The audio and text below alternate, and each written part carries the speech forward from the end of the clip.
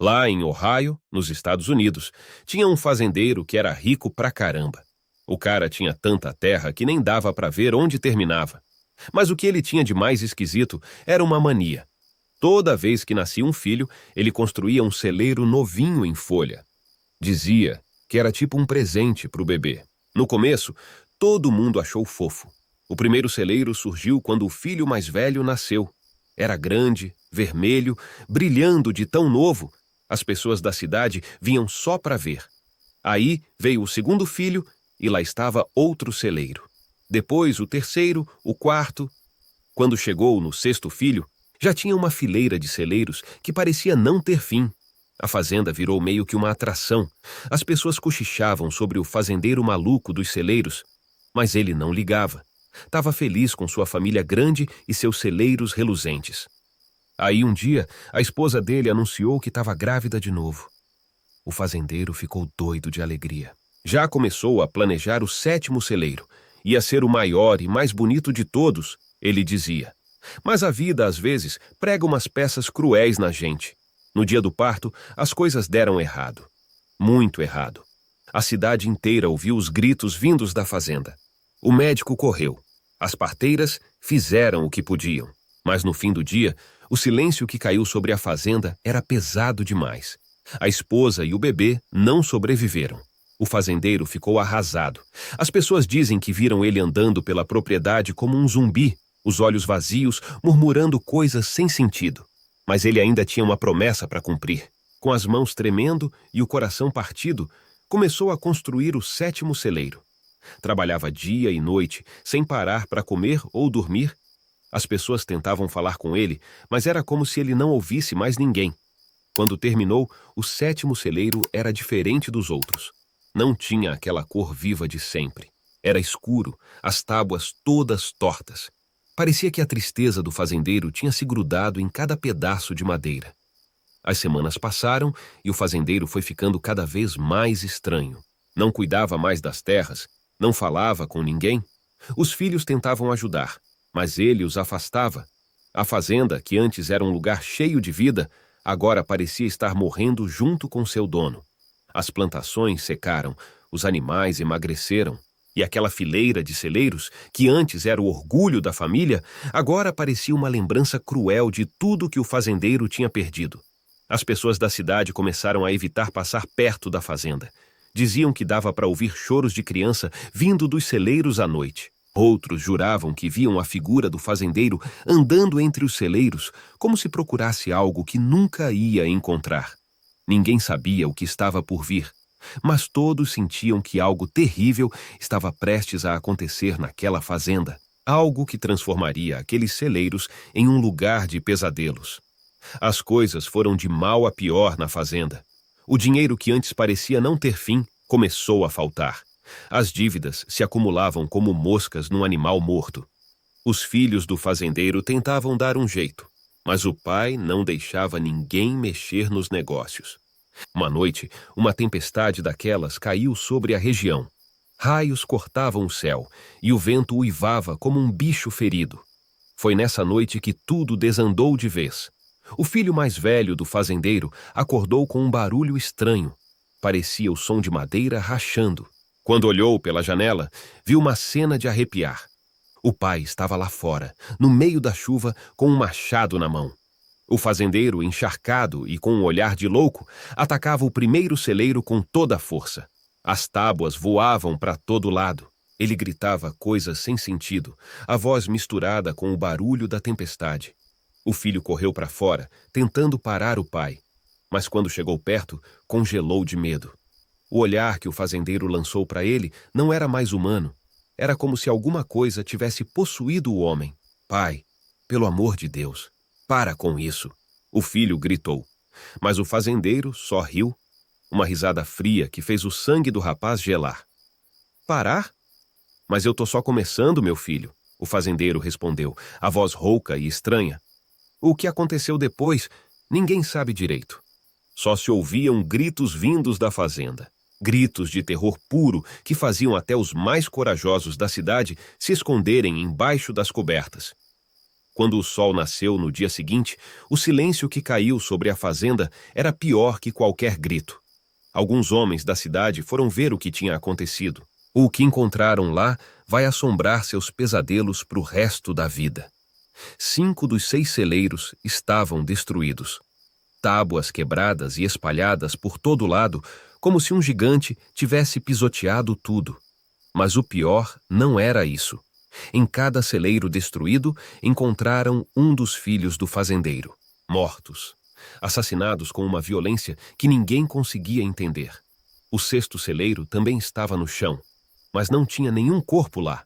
E o fazendeiro? Bem, ele tinha guardado o gran finale para o 7º celeiro. O único que ficou de pé. Quando os homens abriram a porta do 7º celeiro, a visão foi de gelar a espinha. Lá estava o fazendeiro, pendurado numa corda, balançando suavemente como se uma brisa invisível o embalasse. A notícia se espalhou rápido. Logo, a fazenda virou um lugar amaldiçoado. Ninguém queria chegar perto. As histórias começaram a surgir. Pessoas juravam que viam luzes estranhas nos celeiros destruídos à noite. Outros diziam ouvir o choro das crianças mortas.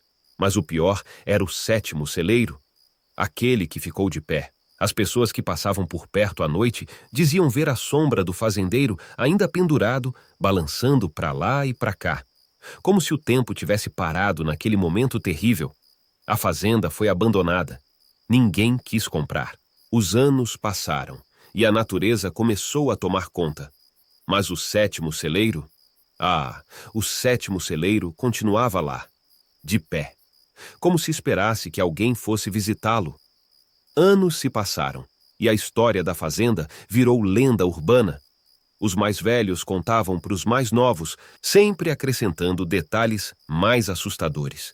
Diziam que quem entrasse no 7º celeiro nunca mais voltava, que o fantasma do fazendeiro ainda vagava por lá, procurando novas vítimas.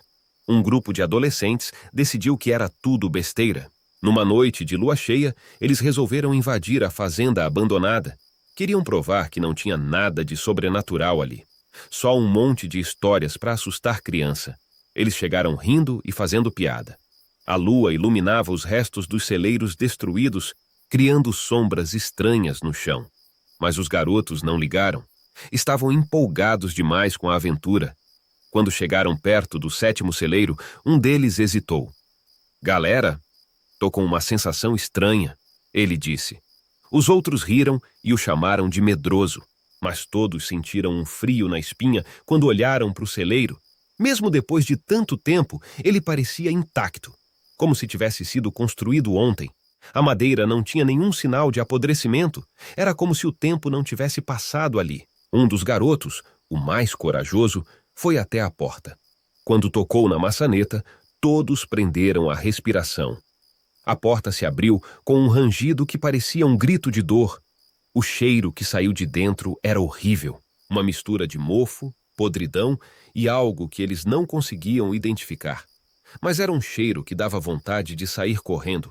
Usando as lanternas dos celulares, eles iluminaram o interior do celeiro. No começo, não viram nada demais. Só um monte de feno velho e algumas ferramentas enferrujadas.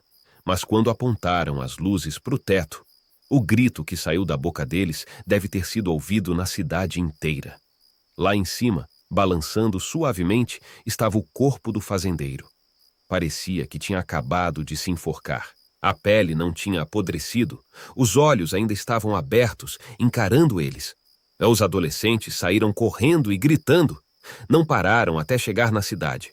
Quando contaram o que tinham visto, ninguém acreditou. Acharam que era só mais uma história de adolescente querendo chamar a atenção. Mas algo tinha mudado naquela noite. As luzes que as pessoas viam nos celeiros ficaram mais frequentes. O som de choro de criança podia ser ouvido mesmo de longe. E o pior, pessoas começaram a desaparecer. Sempre que alguém sumia, as pessoas cochichavam sobre a fazenda amaldiçoada, sobre o fazendeiro que ainda procurava vingança, sobre as almas das crianças que não podiam descansar. A polícia investigou, claro, mas toda vez que iam até o 7º celeiro, não encontravam nada. Nenhum corpo pendurado, nenhum sinal dos desaparecidos. Era como se o celeiro zombasse deles. Hoje em dia, ninguém chega perto daquela fazenda. As estradas que levavam até lá foram bloqueadas. Placas de perigo e não entre foram colocadas em todo lugar. Mas ainda assim, de vez em quando, alguém desaparece. E se você passar por perto numa noite de lua cheia, dizem que dá para ver a silhueta do fazendeiro balançando no 7º celeiro. O brilho dos olhos das crianças mortas nos celeiros destruídos. E se você prestar bem atenção, talvez ouça um sussurro no vento. Venha, venha se juntar à nossa família. A fazenda dos 7 celeiros continua lá, esperando, paciente, sabendo que mais cedo ou mais tarde alguém vai ser curioso demais. E quando isso acontecer, bem, talvez seja você o próximo a fazer parte dessa história de terror. Tem um lugar na Alemanha que dá arrepios só de ouvir falar.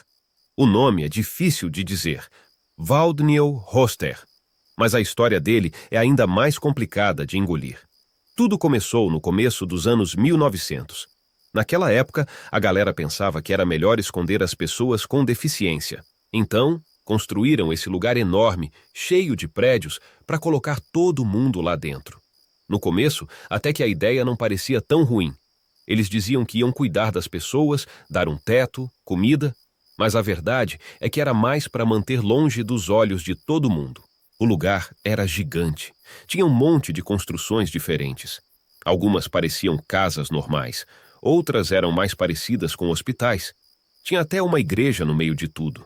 De longe, podia até parecer uma cidadezinha normal, mas quem morava lá sabia que normal era o que aquele lugar estava longe de ser. As pessoas com deficiência física ficavam num canto, as com problemas mentais em outro. Ninguém perguntava o que eles queriam. Eram só jogados lá e pronto. Os anos foram passando e o Waldnil-Hoster foi ficando cada vez mais cheio.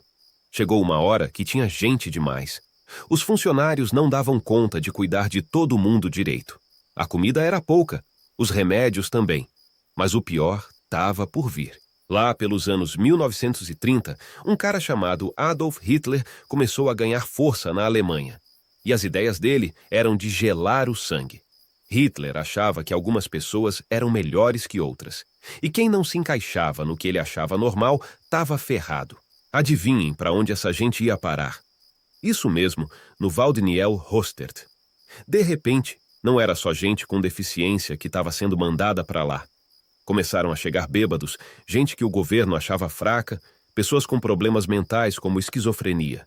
Era como se o lugar tivesse virado uma lixeira humana para os nazistas. Mas a coisa ficou ainda pior. Os nazistas decidiram que essas pessoas não podiam ter filhos. Então, todo mundo que chegava lá era forçado a fazer uma cirurgia para não poder mais ter crianças. Imagina o terror dessas pessoas, sem poder escolher nada sobre suas próprias vidas. O ar no Waldnil-Hoster foi ficando cada vez mais pesado. As pessoas andavam pelos corredores como fantasmas, sem esperança. Os gritos e choros ecoavam pelos prédios à noite. Ninguém sabia o que ia acontecer no dia seguinte, e foi aí que o verdadeiro pesadelo começou. Em 1939, Hitler assinou um papel que mudou tudo. Era uma ordem para matar todas as pessoas que ele achava que não mereciam viver. E adivinha onde muito disso ia acontecer? No nosso já conhecido Waldnil-Hoster. Waldnil-Hoster virou um lugar de pesadelo de verdade. Aquela ordem do Hitler, que eles chamavam de programa de eutanásia, era na real um plano para matar um monte de gente inocente. As coisas ficaram tão ruins que até bebezinhos que nasciam com algum problema eram mandados para lá. Imagina só. Criancinhas recém-nascidas, que mal tinham aberto os olhos para o mundo, já estavam condenadas. Os números são de arrepiar. Dizem que 97 bebês foram mortos naquele lugar.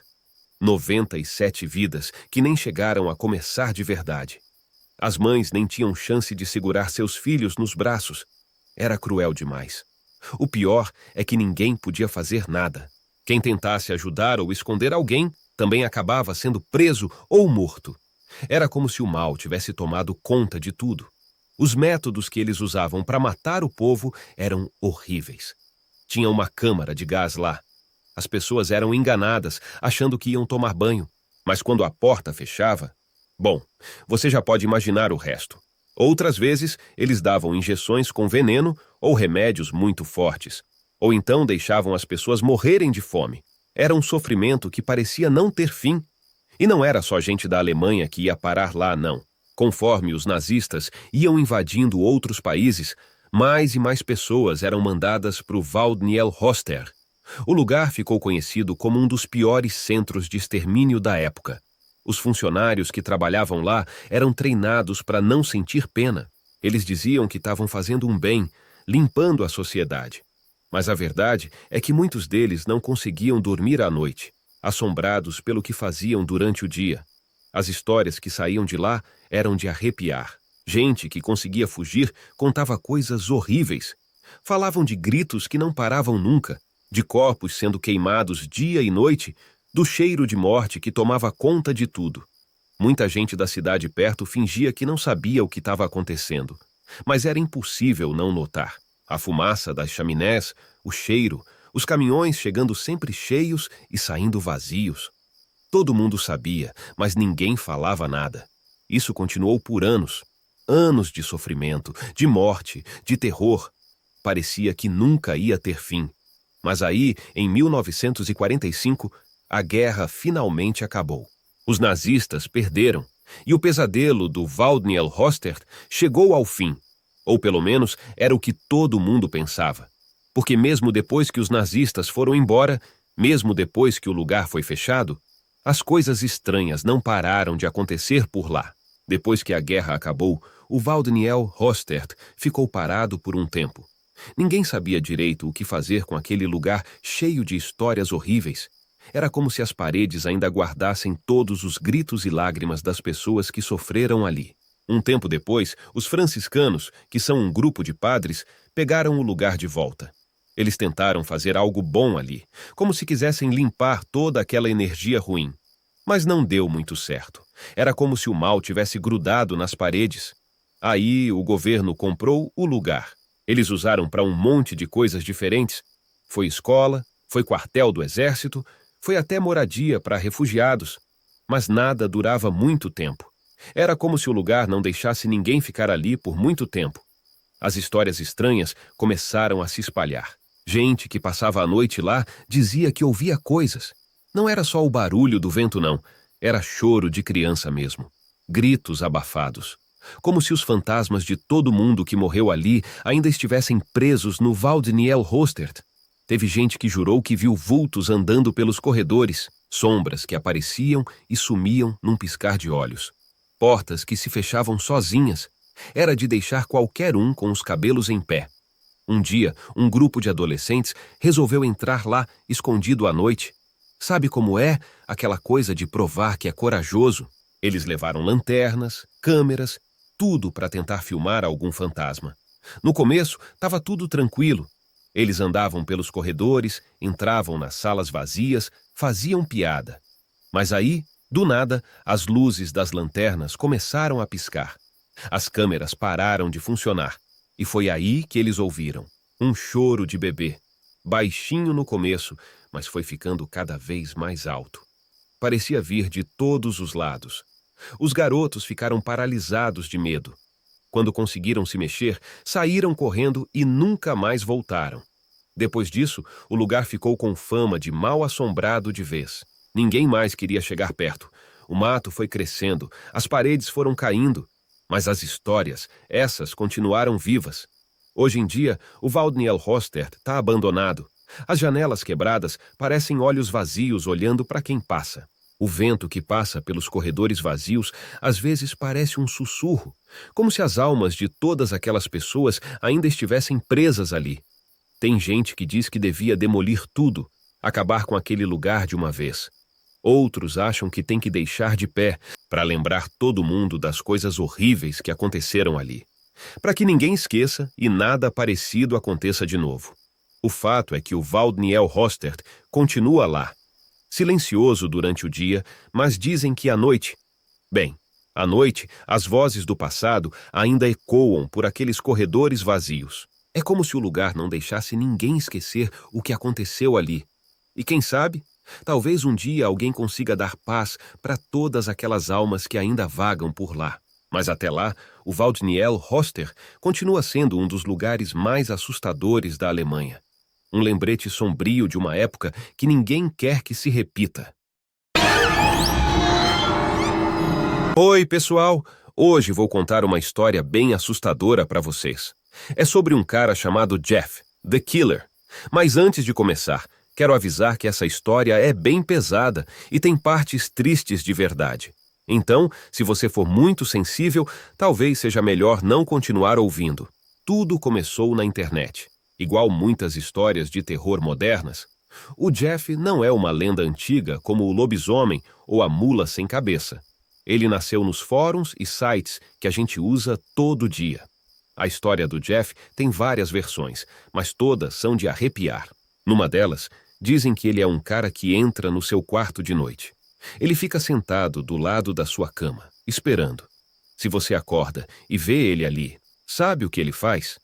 Ele sussurra no seu ouvido para você voltar a dormir. Parece que ele está sendo legal, né? Mas não é não. É que ele quer que você durma de novo para poder te atacar. Em outra versão, Jeff era só um menino normal. Mas aí aconteceu um acidente horrível com ele. Dizem que ele se queimou com ácido, ficou todo desfigurado. A dor foi tanta que ele ficou maluco. Depois disso, ele começou a perseguir e assustar as pessoas. A aparência do Jeff nas histórias é bem assustadora. Imagina um cara com a pele toda branca, que nem giz. Os olhos dele são pretos e parecem que tão queimados. E a boca? A boca dele é um sorriso enorme, cortado nas bochechas. Parece que alguém pegou uma faca e fez ele sorrir à força. Mas o mais assustador da história do Jeff não é nada disso. O pior é que por trás dessa lenda da internet tem uma história real muito triste. Em 2008, uma coisa muito triste aconteceu. Uma menina chamada Katie Robinson resolveu postar uma foto dela num fórum da internet. Ela devia estar animada, sabe? Querendo fazer amigos, conversar com o pessoal. Mas o que aconteceu depois foi horrível. Um monte de gente nesse fórum começou a zoar a Kate. Eles faziam piada da aparência dela. Falavam um monte de coisa feia. Vocês já viram como as pessoas podem ser cruéis na internet, né? Pois é, com a Kate foi assim. Só que pior. Aí, no meio dessa zoação toda, alguém pegou a foto da Kate e fez uma montagem. Sabe aquelas edições que a gente faz nas fotos para ficar engraçado? Pois é, só que essa não era para ser engraçada. Era para assustar mesmo. Nessa montagem, eles deixaram a pele da Kate toda branca, que nem papel. Os olhos ficaram pretos, parecendo 2 buracos. E a boca? Ah, a boca foi o pior. Fizeram um sorriso enorme, cortado nas bochechas. Ficou parecendo que alguém tinha pego uma faca e rasgado o rosto dela. Essa imagem assustadora começou a circular pela internet. As pessoas compartilhavam, faziam mais piada e inventavam histórias. E foi assim que nasceu o Jeff, The Killer. Aquela foto editada da Kate virou o rosto do Jeff nas histórias de terror. Imagina só como a Kate deve ter se sentido. Ver sua própria foto transformada numa coisa tão feia, tão assustadora, e todo mundo compartilhando, fazendo piada. Deve ter sido horrível para ela. O pior é que as pessoas que faziam isso nem pensavam que tinha uma pessoa de verdade por trás daquela imagem. Elas só queriam se divertir, assustar os outros. Mas esqueceram que estavam machucando alguém de verdade. É por isso que a gente sempre tem que tomar cuidado com o que faz na internet. Uma brincadeira, uma zoação que parece inofensiva, pode machucar alguém de um jeito que a gente nem imagina. A história do Jeff, The Killer, ficou famosa. As pessoas contavam de diferentes jeitos, inventavam novas partes. Mas por trás de tudo isso, tinha a Kate. Uma menina de verdade que estava sofrendo com tudo isso. O que aconteceu depois com a Kate é a parte mais triste dessa história toda. Ela não aguentou toda essa pressão, toda essa crueldade. Imagina só, ver sua foto transformada numa coisa tão assustadora, todo mundo compartilhando, fazendo piada. É um tipo de bullying que machuca demais. Infelizmente, a Kate acabou tirando a própria vida. É, pessoal, uma brincadeira de mau gosto na internet levou uma menina a fazer isso. É de partir o coração, né? Faz a gente pensar muito sobre como tratamos os outros online. Mas mesmo depois disso, a imagem continuou circulando. As pessoas que compartilhavam nem sabiam da história real por trás. Para elas, era só uma lenda da internet, uma história de terror para contar para os amigos. Mas para a família da Kate, para as pessoas que a conheciam, era uma lembrança muito dolorosa. Essa história do Jeff, The Killer, nos ensina várias coisas importantes. Primeiro, que a gente tem que ter muito cuidado com o que posta na internet. Nunca sabemos como as pessoas vão usar nossas fotos, nossas informações. Segundo, que as nossas ações online têm consequências reais. Quando a gente zoa alguém, compartilha uma imagem sem pensar, pode estar machucando uma pessoa de verdade. Não é só porque está atrás de uma tela que não tem importância. E terceiro, que essas lendas da internet, por mais assustadoras que sejam, às vezes escondem histórias reais muito tristes. A gente precisa lembrar que tem gente de verdade por trás dessas histórias. Hoje em dia, muita gente ainda conta a história do Jeff, The Killer, para assustar os outros. Mas agora vocês sabem a verdade por trás disso. É uma história que deve servir não para assustar, mas para fazer a gente pensar. Pensar em como tratamos os outros na internet. Pensar antes de compartilhar algo que pode machucar alguém. Pensar em como nossas ações, mesmo que pareçam pequenas, podem ter consequências grandes. No fim das contas, a história mais assustadora não é a do Jeff perseguindo as pessoas. É a história real da Kate, uma menina que sofreu tanto por causa de uma brincadeira de mau gosto. Então, da próxima vez que vocês forem postar algo, compartilhar uma imagem ou fazer um comentário na internet, lembrem-se dessa história. Lembrem-se da Kate e pensem: será que isso que eu estou fazendo pode machucar alguém? Vamos usar a internet para coisas boas, pessoal. Para fazer amigos, aprender coisas novas, compartilhar momentos felizes. Não para machucar os outros ou espalhar medo. Porque no fim das contas, tem gente de verdade do outro lado da tela. Gente que sente, que sofre, que se alegra. Igual a gente. E essa é a verdadeira história do Jeff, The Killer. Uma história que não deve ser esquecida, não pelo medo, mas pela lição que ela nos ensina. Uma lição sobre empatia, sobre cuidado com os outros, sobre as consequências das nossas ações online. É isso, galera. Até a próxima.